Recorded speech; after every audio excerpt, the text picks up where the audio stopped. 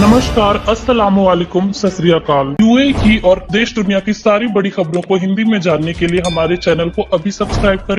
Indian embassy of Abu Dhabi ने मंगलवार को 177 यात्रियों की सूची जारी की, जो गुरुवार को अबू धाबी से कोच्चि जाने वाली फर्स्ट इवैक्यूएशन फ्लाइट से यात्रा करेंगे। भारत गुरुवार से शुरू होने वाले एक हफ्ते में यूएई से 10 विशेष उड़ानों के माध्यम से 2000 फंसे हुए नागरिकों को वापस लाने की योजना बना रहा है। वापस आने वाले भारतीयों के लिए 14 दिन होम आइसोलेशन अनिवार्य होगा।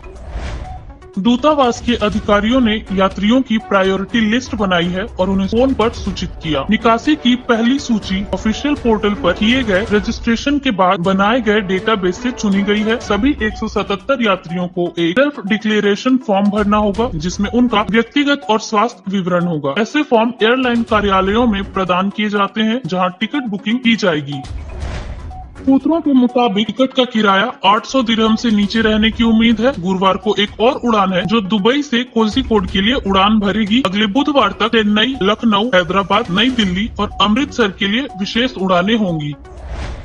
यूएई से भारत के लिए पहली उड़ान air India express flight IX0344 7 मई को केरल में कोझिकोड के लिए दुबई से रवाना होगी। दुबई में भारतीय वाणिज्य दूतावास नीरज अग्रवाल ने गल्फ न्यूज को बताया, पहली उड़ान एयर इंडिया एक्सप्रेस IX0344 कल शाम 5:10 पर दुबई इंटरनेशनल से कोझिकोड के लिए रवाना होगी।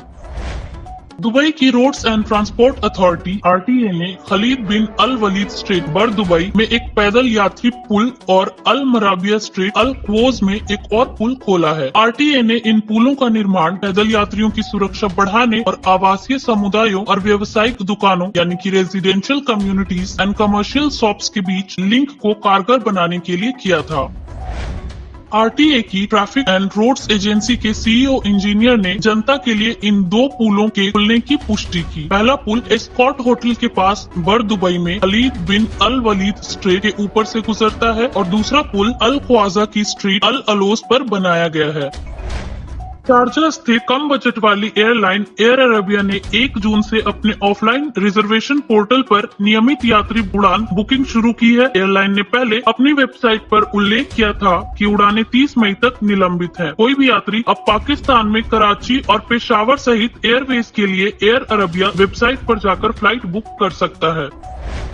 ऑफलाइन पोर्टल के अनुसार रिजर्वेशन रिटर्न फ्लाइट के लिए भी खुला है। गल्फ न्यूज द्वारा संपर्क करने पर एयर अरेबिया कॉल सेंटर के एक एजेंट ने पुष्टि की कि यात्री ऑनलाइन उपलब्ध उड़ानों के लिए फ्लाइट टिकट बुक कर सकते हैं। हालांकि उन्होंने यह स्पष्ट कर दिया है कि संबंधित हवाई अड्डों और देशों से उड़ानों को संचालित किया जाएगा। उन्होंने कहा कि यदि फ्लाइट निर्धारित समय के अनुसार संचालित नहीं होती है तो वाउचर के रूप में टिकट वापस किया जाएगा। बुधवार को एक सीनियर अधिकारी ने कहा कि शारजाह में पुलिस कोरोना के कारण किसी भी क्षेत्र में तालाबंदी नहीं करेगी। शारजाह पुलिस के प्रमुख कमांडर मेजर जनरल सैफ अल शम्सी ने कहा, शारजाह के भीतर किसी भी स्थान पर बड़े पैमाने पर कोरोना का प्रसार नहीं हुआ था, इसीलिए किसी भी लॉकडाउन को लागू करने का पुलिस का कोई इरादा नहीं है। भारतीय गृह मंत्रालय ने मंगलवार को कहा कि घर लौटने वाले सभी भारतीय नागरिकों को अपनी लागत पर भारत में आने पर 14 दिनों के क्वारंटीन में रहना अनिवार्य है। 5 मई को मंत्रालय द्वारा जारी किए गए आदेश के अनुसार देश के बाहर बसे भारतीय नागरिकों की आवाजाही के लिए एक मानक संचालन प्रक्रिया यानी कि स्टैंडर्ड ऑपरेटिंग प्रोसीजर के अनुसार सभी यात्रियों को एक लिखित देना होगा कि वे किसी मजबूरी में यात्रा कर रहे हैं।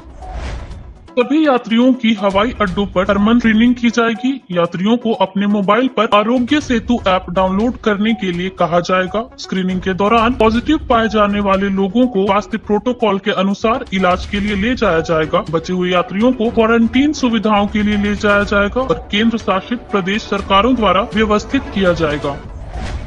सऊदी अरब में कोरोना महामारी के कारण उत्पन्न आर्थिक मुश्किलों यानी कि इकोनॉमिक डिफिकल्टीज से निजात पाने के लिए सऊदी मंत्रालय ने सोमवार को एक बड़ा फैसला लिया है। मंत्रालय ने प्राइवेट सेक्टर की कंपनियों के एम्प्लॉइज के वेतन में 6 महीने तक 40% तक कटौती करने का निर्णय लिया है। साथ ही कोरोना महामारी से उत्पन्न इकोनॉमिक डिफिकल्टीज के कारण सभी प्रकार के कॉन्ट्रैक्ट को भी समाप्त करने की अनुमति दी गई है। फिलहाल नया निर्णय अभी कैबिनेट द्वारा लागू नहीं किया गया है। कुवैत के general aviation of civil aviation ने मंगलवार को घोषणा की कि वह 2 उड़ानों का संचालन करेगा जो इजिप्ट निवासियों को कुवैत हवाई अड्डे से काहिरा हवाई अड्डे तक इजिप्ट तक छोड़ेंगे। साथ ही ट्विटर अकाउंट के जरिए भी कहा कि इजिप्शियंस को छोड़ने वाली पहली उड़ान दोपहर 3 बजे होगी, जिसमें 195 यात्री सवार होंगे।